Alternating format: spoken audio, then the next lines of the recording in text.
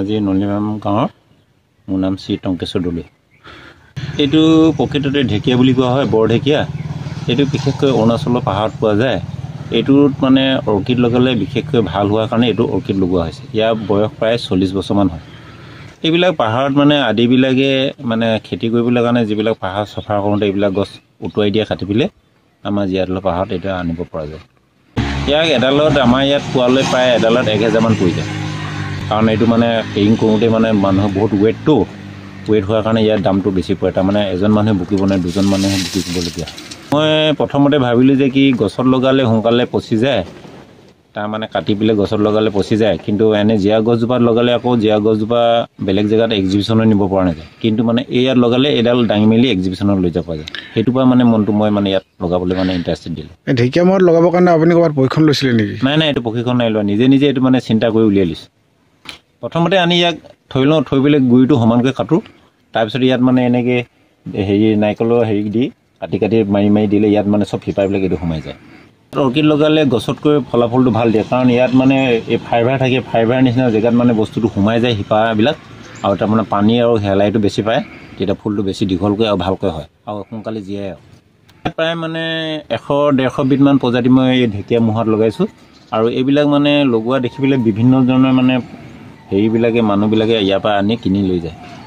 এতিয়া ধৰি লওক আমাৰ মাৰ্চৰ পৰা ফুলিবলৈ আৰম্ভ কৰিব আৰু প্ৰায় এতিয়া চুপহি ল'লেই আপোনালোকে চুপহি লোৱাটো দেখি পাব। ইয়াত চুপহি ল'লে মই অৰ্কিড লগাই এতিয়া ঢেকীয়া মূৰত প্ৰায় মই লগাইছোঁ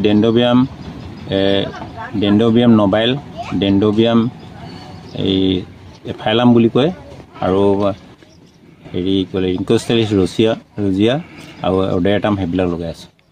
এনে ধৰি লওক মানে ই জলবায়ুৰ পৰাই ধৰি লওক ইয়াৰ মানে হেৰিবিলাক লৈতো মানে জলবায়ু যিবিলাক চলিকণাবিলাক ই তাৰ শিপাই দি কালেকশ্যন কৰে, আৰু জলবায়ুৰ পৰাই মানে জলীয় বাষ্পত লগায়। এনে আমাৰ ধৰি লওক আমাৰ ধেমাজি জেগাত ইয়াৰ জলবায়ুটো সেমেকা যে, ইয়াৰ সেমেকা জলবায়ুত মানে আমাৰ অৰ্কিডটো বেছি ভাল হয়। ধৰি লওক এতিয়া আমাৰ এই মাহটোত বৰষুণ দিলে এতিয়া প্ৰায় সেইবিলাকত প্ৰায় চুপহি আহি গৈছে। বাৰুকৈ চালে চুপহি দেখা পাব। আৰু এই বস্তুটো আপুনি সোধাৰ লগে মই এইটো কাৰণে ক'ব লাগিব, এই বস্তুটো বৰ্তমান নাইকিয়া হৈ গৈছে। নাইকিয়া হৈ যোৱাৰ লগে লগে মানে মানুহৰ ঘৰত সংৰক্ষণ কৰিবলৈ মানে আজিকালি মানুহবিলাক ইচ্ছুক হৈছে। সেইকাৰণে মানুহে প্ৰায় মানে এনেকৈ ঢেকীয়া মূঢ়া কিনি নি ঢেকীয়া মূৰত লগাইছে।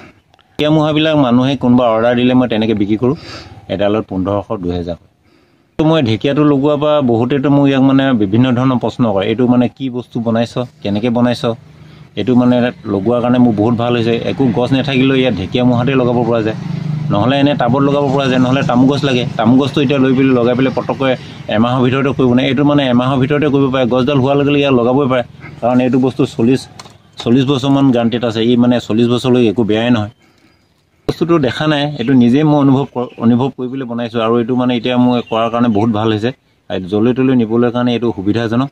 বস্তুটো লগাই দিয়াৰ পৰা মোৰ এটা ভাল হৈছে যে কি, ধেমাজি যিবিলাক ধৰি লওক শিক্ষিত মানুহ, সিহঁতে মানে সংৰক্ষণ কৰাটো দেখি ভাল পাইছে। আৰু এইটোৱে এটা মানে প্ৰকৃতিৰ লগত মানে নোহোৱা বস্তুটো গছ-গছনি নহ'লেও ৰাখিব পৰা এটা মানে স্কুলৰ ল'ৰা ছোৱালীক জ্ঞান দিব পৰা হৈছে। আৰু এইটো বস্তু প্ৰায় আমাৰ আজিকালি Dhemaji college, Silapathar science college, এফালে ঢকুৱাখানা কলেজবিলাকৰ এনেকৈ যিবিলাক বোটানিকেল মানে এনেকৈ গাৰ্ডেন বনাইছে, ভিতৰত গ্ৰীণ হাউচৰ ভিতৰত এনেকৈ সিহঁতে মানে সংৰক্ষণ কৰিছে। আৰু এইটো সংৰক্ষণ কৰাটো সিহঁতে এটা মানে ভাল বুলি মই অনুভৱ কৰোঁ, আৰু সিহঁতেও এইটো মানে ভাল বুলি ভাবিছে।